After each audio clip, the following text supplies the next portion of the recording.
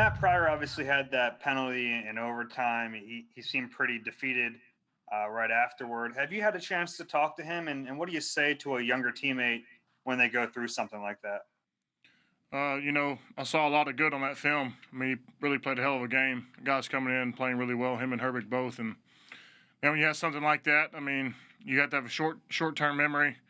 It is what it is. You can't go back and change it. But, I mean, things you can change is just remembering stuff like that. I guess next time it happens, sometimes mistakes like that is the stuff that you learn the most from. And I can speak for myself, stuff like that happens in the games. John and then Kristen. Hey, Lane. You just mentioned Matt and Nate. We always talk about chemistry on the offensive line. It's been 2 weeks back for you. Different guy each time. Obviously, you're so close to Brandon on and off the field. How difficult does it make it for the offensive line as a whole to not have those stationary parts? Yeah, it makes it difficult. I think Stout does a good job just with whatever time we do have. He treats everybody like they're the starter. So if you're not playing, your practice squad, whatever you are, he, makes sure that you're up to speed just like a starter is and you're ready to play. So these guys coming in that are playing are doing well. I mean, it's just because they've been doing it, practice after practice, repetition after repetition, and really coming in and doing a lot of things good. So, it's a credit to Coach Stout. Kristen and then Damo. Hey, Lane, you're a guy that's been through a lot of adversity with this Eagles team over the last few years, and it seems like every time you guys have faced adversity, you've been able to come back from it. Obviously the 0-2-1 start is not great. We've heard guys, having conversations. Fletcher says he's trying to pick everyone up, have those continuous conversations. I'm curious from your perspective as a leader, what you've been trying to do, with those conversations in the locker room to make sure that you guys can get over this adversity this time. Yeah, my advice is just to learn from it. So, you go back and watch the film, all the stuff you did bad, all the, stuff wish you could have back. You try to learn from it. So, we're in a hole right now. We have to dig ourselves out. But, the previous 2 seasons we've been in similar situations and it's not looking too good for us. But in a way, we found a way to bounce back. So, the sense of urgency is here now. And, it's not where we want to be. But as far as, having our attention, we're playing a really good team in San Francisco, and really the next few opponents are really good teams. So, no time to look back. We got to look forward, and we got to start getting some wins. Damo and then Jeff Skversky. Lane, the screen game has always been a big part of this offense. It seems to be missing right now as far as, a little bit off. What do you see when you look at the film as far as why that's happening, and how close is it to being fixed? Yeah, it's just little things. I don't know if the defenses are finding something that are, identifying it that maybe we're giving away, but that's been kind of the what's happened, I guess, the first few games. I feel like guys on the defensive side have been able to sense it out. So, we've been analyzing ourselves and trying to mix that up as far as this week. And, when it's working right, the screen game can be a big piece of our offense and something we're trying to implement these next few games going forward. Jeff Skversky and then Les. Hey, Lane, what's up? Hope all's well. What up? When you look at what has transpired to start this season, where's your frustration level at? I mean, obviously, everyone looked at this team as a team that was going to compete for the division and be able to go far. Where's your frustration level at this point, and what can you think has to be done to fix all this? Yeah, frustration, expectations of the team you want to be, and you have, all the talk in the summer and all this stuff, what you want to be, and then you go out there and you're not producing, you're not winning games. So very frustrating. But with these losses, a lot of good can come from it. And a lot of good can come from pain and not doing your job well. So something we got to learn from. And really, like I said, these next 3 opponents, really good teams. So if there's a time to pick our stuff up, it's right now. So I think we know what's in store for us as far as going ahead. The road's not easy. It never is. And, as far as being focused and really giving – all you can give is everything you got, and I think that's what we got to demand out of everybody in the locker room, including myself and really everybody in the building. Les and Jeff McLean. Hi, Lane. We don't get to talk to Jason Peters, or at least we haven't to this point. What do you see with JP? What's going on? I've never seen him struggle like he did last Sunday. Is it having to move back after getting used to being at right guard? If you talk to him, What's your outlook? Yeah, I mean, a couple of the sacks, wherever he gave up, we were watching the film together. I think he just missed with his right hand or getting it shoved off. I think when he gets to his third kick, I think he just missed with his hands a couple of times, which he usually doesn't. So technique issues. But, come back from right guard, going to left tackle, it's an adjustment. But like I said, man, in the NFL, I mean, it is what it is. You got to go out and go play, and whatever happens, happens. But, as far as what we've seen on film, just simple technique stuff and something he can get fixed. We have time for a few more, so we'll go Jeff, Zach, and Martin. Lane, was there any consideration to having surgery on your ankle during the off season, and why did you not do it until August? Yeah, I felt fine. I mean, the injury was there, but I felt fine. And then in training camps where it's got, I guess, re-injured or maybe re-tore a little bit again, so the severity of it increased after the scrimmage, and so that's when I decided to do it, I guess, when I had no other options. But, I mean, far as getting better, it is getting better. It's just something you got to take week by week. A lot of times after the games, the swelling gets pretty bad for the first couple of days, and towards the end of the week it settles down. But, yeah, it's something I just got to work through, and I'll just be glad when I'm out there and, healthy, practicing right, and all that stuff. Zach and then Martin. Hey, Lane, some of these left defensive ends, the top ones you see often. Armstead is not a guy you've seen very often. What jumps out on film, and what kind of challenge is that going to be for you? Yeah, man, he's got he's a lot of length to him. I think he's about 6'7", 290, so a little bit bigger than the defensive ends I'm usually going against. But a long, rangy guy, makes a lot of good plays. Another guy is Hyder, Kerry Hyder. I think he's the leading guy as far as the most sacks on the 49ers. So they do a good job with their stunts, mixing up their rushes and making it difficult as far as that's concerned. But, yeah, I'm looking forward to it. I think he had a big year last year, him and Bosa. But, yeah, I mean, really all across the board. They got Ziggy back. They got Deion Jordan over there too. So really, really good defensive front. And then the guys inside, Kinlaw and other guys. Last one here with Martin, and then we'll get Javon in here. Hey, Lane, if I could ask a follow-up on JP. Obviously coming into this season, he was training to be a right guard and everything. Like, how much of a difference from the way he might have been trained to be a right guard is it, to all of a sudden being asked to play left tackle against some of these speed rushers and everything? I mean, how does that change, I guess? I mean, a lot changes going from guard to tackle. I mean, mainly the timing.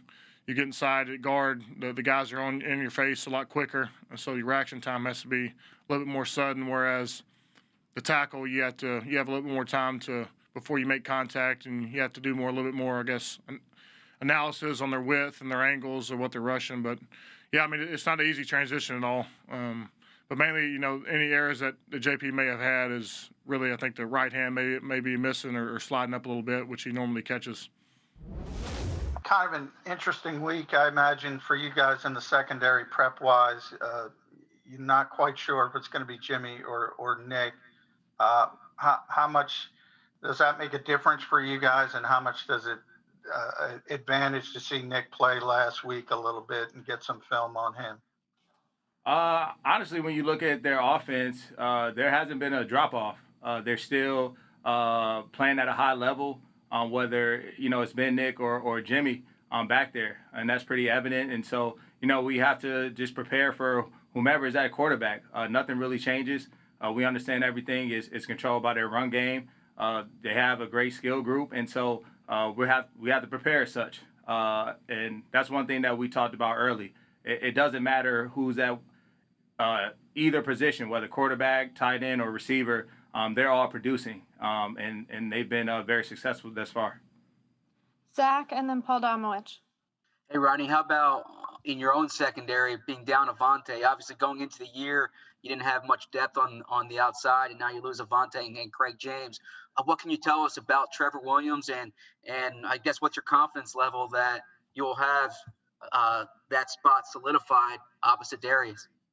Yeah, man. I mean, you know how it is here in Philadelphia over these past few years. It's just next man up mentality. We prepare as such, and, we hold everybody to the same standard.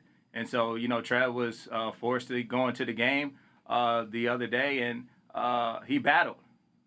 He gave up, one touchdown, man, but came back and made some big plays for us. One in the end zone, another game-saving tackle. Ultimately, if he doesn't make that tackle, we probably have a L in the loss column. So I feel confident in him. He's going to, be good for us, and I think we'll be able to create more depth, because of this situation. Paul, and then Les. Yeah, Rodney, I wanted to ask you about what happened down in Tennessee with the COVID cases.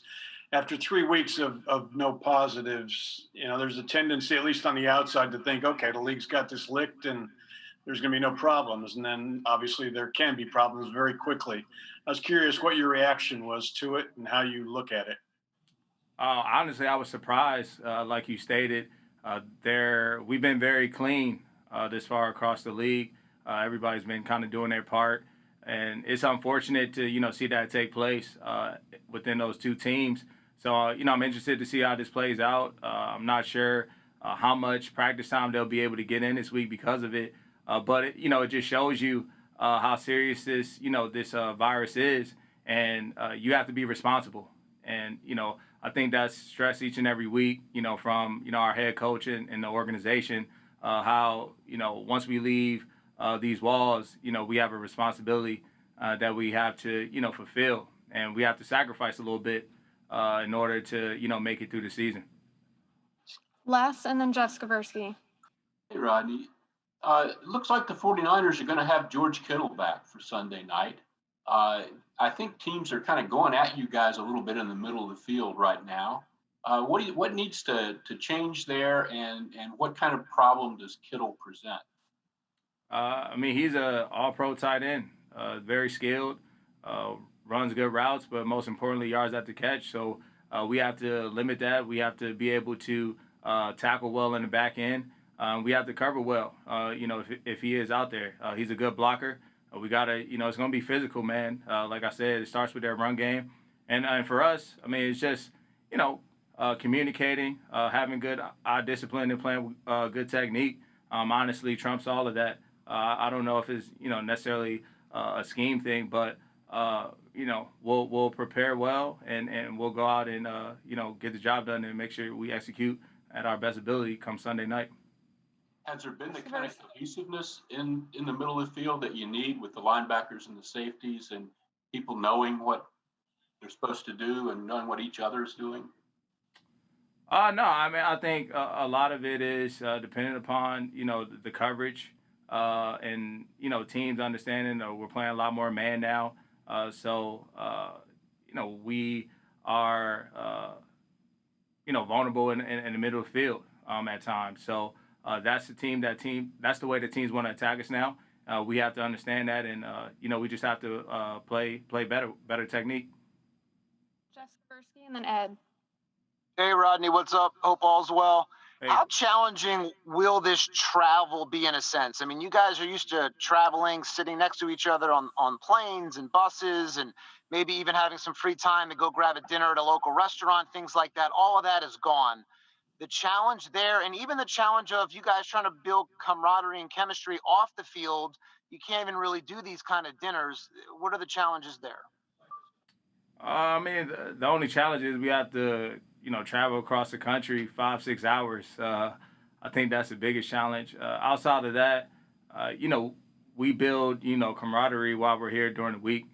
We've, been doing that throughout training camp. COVID has, made that a little more challenging, but I don't think, us traveling is going to be a problem. At the end of the day, it's a business trip. We're there to win a football game, and we understand what this game means for us in our season. Ed, and then Mike. Hi, Rodney. I wanted to ask you about Jalen Mills 3 games into, this transition to safety. How do you see that going? How is the chemistry coming along between the two of you? The chemistry is going well, and I think, Jalen's learning each and every week. It's more reps for him, and it's a lot different when you go from a month of training camp to now playing 60 snaps a game. And so I feel like he's handled it very well. And like I said, he's learning each and every game, man. And I've seen improvement each and every week. And so I'm looking forward to him continue to get better and continue to make more plays for our defense. We have time for a few more, so we'll go Mike, Rob, and then Jeff McLean. Hey, Rodney. You guys are one of 3 defenses without an interception right now. I think you're one of 2 teams without turnover on defense. How much has that brought up, and how much do you think playing so much more man coverage has affected those numbers? Yeah, I mean, it's brought up. It's been brought up every week. We've lost the turnover battle, and that has possibly determined the outcome of the game, honestly. And so we're finding ways to try to get our hands on ball, through our practices, placing an emphasis on it, especially in the back end.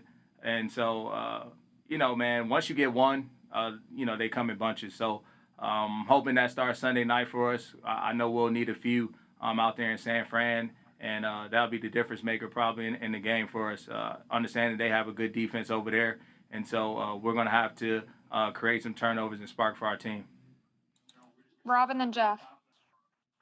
Rodney, I wanted to ask you if the Social Justice Commission, if you guys are still meeting weekly, or is that something that you are now doing every other week or once a month, or how that's going? And a couple of weeks ago, Malik Jackson said he would like to see owners do more than what they're doing right now. I just wanted to get your thoughts on what you guys have. Jeffrey Lurie, who's very proactive, but what more can owners do? So as a committee, we're meeting. We had a meeting, I think 2 weeks ago, surrounding funding and getting that out to the team. And so that was the first step. And I'm sure we'll meet here in a couple weeks to talk about the organizations we want to support with, now that we have our funding and how we're going to allocate those funds. So in regards to the owners, there's a lot, that could be said about that. Mr. Lurie, I was very pleased to hear him speak out in the way that he did and stand up for us. And that's what makes his organization who we are. And so, I wish more owners would do that and speak out on behalf of a lot of their players who are African Americans and that, make up a majority of their teams. Last question here with Jeff. Rodney, I don't believe we had the opportunity to ask you about your choice to kneel during the national anthem, and as I guess one of the leaders on the team in protesting against social injustice. What was the decision made in terms of players choosing what they wanted to do? It was a decision that we made. It was brought up in the team meeting, and some guys wanted to go out there and give people their freedom and their right to, showcase however they wanted, whether they wanted to stand, whether they wanted to take a kneel, whether they wanted to pray. You have that right. And so we wanted to allow that to happen. And a few of us also, decided, a few of us in the defensive backs and other guys decided, we wanted to take a knee, but pray while doing that. Pray for peace, love, happiness, and change in this country, ultimately, and understanding that, what Kaepernick took a knee for and what that stands for and what he's fighting for. We wanted to, pay homage to that as well. We saw you left the field on Sunday and you came back. How are you feeling right now? And also, can you share what you've seen so far with this 49ers offense? I'm feeling great, man. A little boo-boo, so I'll be all right, just strap it up next play. And, offense I'm looking at as just, very explosive. They got very versatile guys. They guys can gadget guys. They got receivers that's kind of like running backs. All of them can jet sweeps. All of them can tote the rock. All of them can line up in the backfield. So, something similar to the Rams, but, talented guys. Mike and then Martin. Slay, the defense has 0 turnovers, 0 interceptions. How much is that brought up in the secondary room? How much do you guys talk about that as a defense, and what do you think it'll take to kind of turn that around? Just playing ball, man. Like I said, there's plenty of plays out there.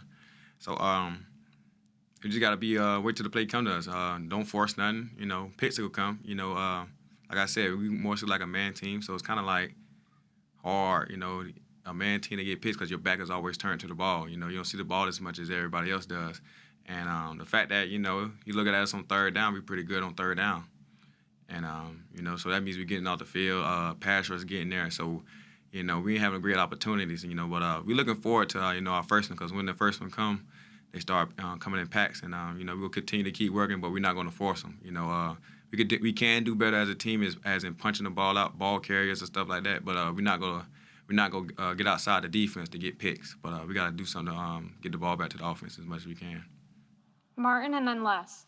It's like, I was wondering when you were in Detroit, I'm assuming you probably started, a season or two, without a win in the first 3 games. What was the feeling like? How were you guys able to turn around and what do you see from this team here as far as, being 0-2-1, heading into the rest of the season and being able to turn things around? Like I said, we all want wins. We want to be in that win column, but as you look at it, I didn't even know until Coach was bringing it up that we only were a half a game out for being first. So with that going on, still give us hope and still go out there and still got a chance to take over this division as it is. And we go try to, continue to keep working, keep trying to put that foot, dog, oh my goodness, cough, front foot forward and keep going. And I go out there with the same mindset to go out there and compete, like if he is 3-0, but, we just go get it going sooner or later. Les and then Zach. Hey, Slay, you mentioned the playing of man a bit ago. This defense hadn't done a whole lot of that before you came. Is that an issue, you think? Are guys getting adjusted to playing that style? And if so, what have you been able to tell them about differences between, how you set up and so forth differently in when you're playing a lot of man? I mean, these guys can play man very well. In my eyes, Vontae been doing a great job. Roby been doing a great job. The guys they brought in. Strap, he's a great guy, and we all can cover, and that's what we're doing probably well, and add me to the group as I feel like I'm one of the elite guys in man coverage, and I'm bringing my knowledge to the game to help them guys out with it. So I think we're doing good, man. We just gotta continue to keep battling every play, man. I told them I get all the credit for a lot of things, but one thing about it is that the fact that I don't lose no confidence whenever a ball get caught on me or anything like that. So right now, the guys are doing a great job as understanding this next play mentality, next play, because your next play could be the biggest play of the game for us, and we starting to understand that as a group. We'll wrap it up with the last 2 hands raised, Zach and then John. Hey, with Devontae down, how do you think you guys look on the side opposite you? Oh, look great. Looking forward to seeing what's gonna happen. My guy that's there ready, and he's ready. And I'm looking forward to him to be out there on the field with him. And if obviously with you having the reputation you have and the Eagles down, Avante and Craig James on the other side, do you think San Francisco is going to target that side, whether it's Trevor Williams or someone else? Well, however it goes out, I'm quite sure we prepared for it, whatever they do. So they're a great run team, man. Whenever they pick up the ball and try to throw it, we gotta make them pay for it, and that's the goal. Go ahead, John. Hey, Slay, as a corner, how difficult is it for you to prepare when you're not 100% sure who the quarterback's going to be? I imagine there's a little bit difference between each guy. How does that affect your preparation? Not really, not with this group, because the fact that they're such a great run team that I think it really done. Not disrespecting Jimmy G, because he's a great talented guy, but they do a great job. And our O-line is they powerhouse. They can run that ball. You go back to when they played Green Bay, in the playoffs. Shoot, they didn't rush for 300 yards. You can put me at quarterback and you see, and you look, I'll be doing the same thing, But Jimmy G is a great talent, and his backup guy is a great talent, So all they got to do is find a way to control the game. I think both of them can manage the game the same way. Yeah, can I ask one more question? Sure. Can you ask one more question?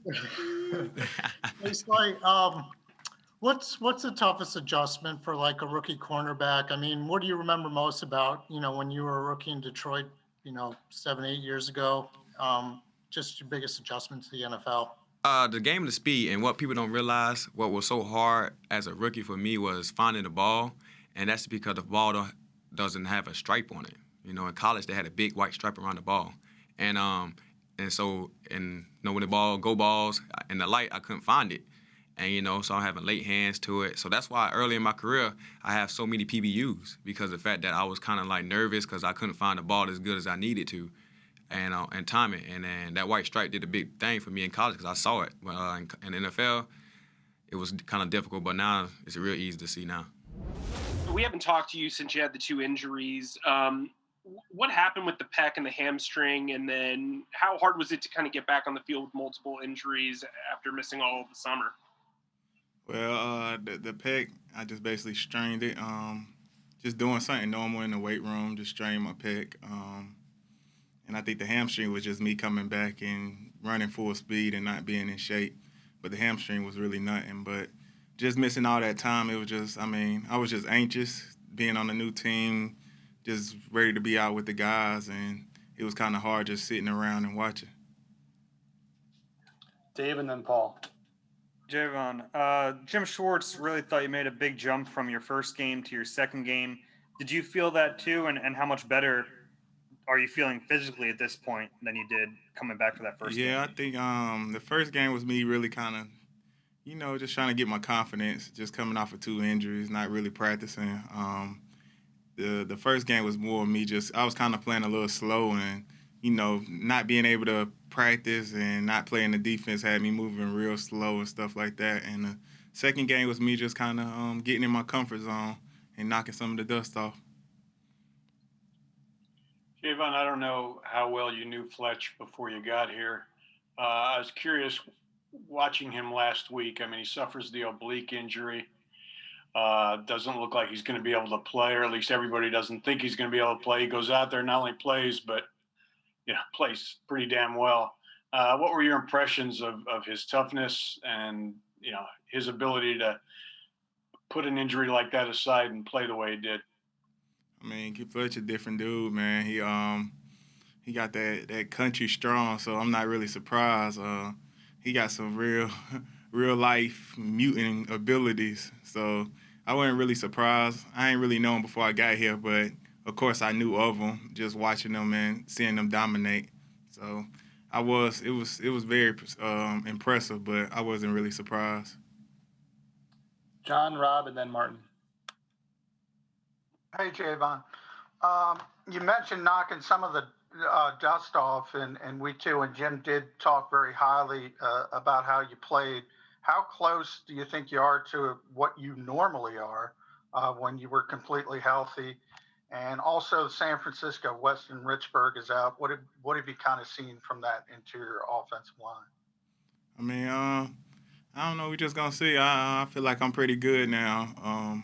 I just, approach every week the same, just trying to get better. And I just feel like I want to make another jump from last week to this week and just keep improving during the season and in practice. So hopefully I can keep rising up and being on the rise. And for San Fran, they just got a unique scheme with a big run game, big strong run game. Our whole offensive line work great together. So I think it's going to really impose a challenge for all of us. Rob. Javon, you haven't been here the past couple of years, but this team's been really good when facing adversity, winning do-or-die games in December to get in 2 years in a row. You're facing adversity a lot earlier now in the season. It's not December. It's way sooner than that. Are you sensing in the locker room that guys can lean on the experience that they've had the past couple of years? Is there talk about, hey, we've been here before, we can do this, we can bounce back? Yeah, just me being in the lead, I done dealt with a lot of adversity. I done been in a situation like this before in some of the past years. I even been in a tie before. So for me, I know a lot of the guys. It's the NFL. It's a lot of ups and downs, and it's a long season, and we're really not that far from where we need to be. We just got to keep going and getting on the right path. So I think everybody really confident that we can turn this around and get things rolling. Go ahead, Martin. But Javon, you were on a Steelers team that started 0-3 last season, and and you had a ton of injuries, including Ben Roethlisberger. How were you guys able to turn that around? I know you didn't quite make the playoffs, but you guys came pretty close. And do you see similarities between how you guys turned it around last year in Pittsburgh to what's the situation here? Yeah, I do, because there's a lot of vet guys that done been in them battles. In Pittsburgh, we had a lot of veterans too that, just kept going, kept talking to us. Just losing not really acceptable around here. So it's just I think in our nature just to keep going and keep trying to turn this thing around. But like you said, like we started 0-3 last year, and we just leaned on each other. I think the year before, I started 0-2-1 too. So it's just, I just feel like I just know we can do it, and I know we gonna find a way to do it. Yeah, and you guys were down to your third quarterback last year at that point? Yeah, we was pretty bad. It was the same. Like, that's why I said I feel like I see the same thing in the NFL. It's just a roller coaster. So we about to get on the right track. In a lot of ways, this offense now is similar to what it looked like in December, with the amount of guys you have down. What worked then and what needs to work now? As a player, I would just say I have confidence in Doug P's approach. I have confidence in his game plan. He knows the pieces that he has, and, I fully trust that he'll put us in situations to be successful. So that's pretty much it with that, yeah. We'll go Jeff Skversky and then Ed Kratz. Hey, Boston. Wanted to ask you, just how confident are you that this offense and you guys are going to be able to turn this around? We saw what you guys did at the end of last year, and I'm sure you feel like, hey, one win is going to really kind of be a spark plug. Yeah, a lot of confidence, man. We've always had confidence. The mindset has always been continue to work, put your head down and work. Obviously, we haven't been getting the results we want to, but the mindset really hasn't changed. Nobody's down on themselves. Nobody is discouraged. Nobody's negative. We're all positive, and as things, have been going the way they have, it's only brought us closer. So, man, we're excited about another opportunity to go and play a great football team, and we're looking forward to it. We'll go Ed and then Mike K. Hey, Boston. Just ask you about Miles Sanders. He's carried kind of a heavy load here these last 2 weeks. I mean, do you think that's sustainable for him to play 75 to 80% of the snaps? And what, would you like to see your role increase a little bit more to kind of take some of that load off of him? I think Miles has been doing a great job, given the circumstances with him dealing with what he dealt with through training camp. For him to be able to come back and produce in the way that he has been pretty incredible. We always encourage each other and tell each other that you're a special player. And I think that both of us, if given the opportunity or whatever it may be, we're ready to step up to the plate and bat. So we're just ready for whatever Coach Peterson, Deuce, whatever he wants for us to do. That's what we're gonna do. Mike and then Rob. Hey, Boston. With this team being a lot younger than it has the previous 2 years while you've been here, do you feel like you've been here long enough that your voice carries weight and you can speak up and talk to your teammates and keep them accountable on a daily basis? I do think so, man. And I would just say, I'm thankful for the guys in the running back room. Being a practice squad guy, being a guy that's kind of had to work his way up the ladder. You know what I'm saying? I try and do my best to, continue to remind guys on the practice squad that, you never know what might happen tomorrow. You never know what might happen the next week. You could be up. It could be your time. And so, just continue to work on your craft. I love watching the guys work. I love watching the guys, that are working on their craft on the scout team and practice squad. And so, the younger guys that are stepping up now, I definitely feel like, there's a level of respect there, and I just do my best to, pay it forward. You know what I'm saying, and encourage and continue to try and keep guys motivated. They're self-motivated, but I just do my best to reach out to those guys and all guys. Rob and then Jeff. Hey, Boston. The running game seemed to be clicking the past couple weeks early, and then later in the game, Doug said that Miles has been fatigued a little bit, and that's understandable since he didn't have training camp. When you're on the sideline, are you talking to Deuce? Are you trying to get yourself hey, let me get these carries. I can get in there if Miles can't go or anything along those lines? Well, that's definitely a coach's thing. You know what I mean? I trust in Doug P's game plan. I trust in Deuce having the person out there that that he wants out there. And that's pretty much it. I'm just trying to carry myself in my role. And if I'm asked to go out there and produce, go out there and run a whatever play, that's what I'm looking to do. I'm just looking to help this team. We have time for a few more, so we'll go Jeff, Les, and Damo. My question was asked. You can go next guy. Okay, go ahead, Les. Hang on. Okay, there we go. Boston, what's going on with the screen game? It doesn't seem nearly as effective as it was last season. What needs to happen to get that going again? What's not going right? I think defenses are doing a good job of sniffing out stuff. So I think that we just have to continue to work on our timing. But other than that, I think that we have to, they're just doing a good job of sniffing it out right now. But I trust in Doug to definitely put us in situations where we're able to get it going. Do you think there's something going on with you're giving it away or something, that they know when it's coming or something like that?